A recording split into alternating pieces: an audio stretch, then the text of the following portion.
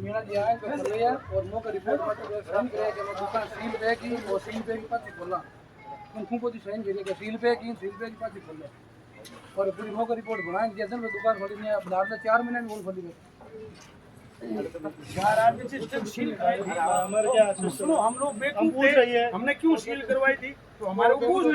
पूछ तो लेते हमारे को भी वो काम मीना ने 30 लाख रुपए लिए और हमारे हम खुद वो काम है मीणा जी ने ना मतलब है जगह मैं पहली बात नहीं कर अभी राणा जी अभी जवाब दे दे मीना जी आई आज तो नहीं है वो मैं कह रहा हूं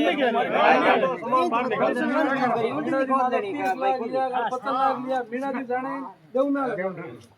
मैं आपको व्हाट्सएप करती हूं।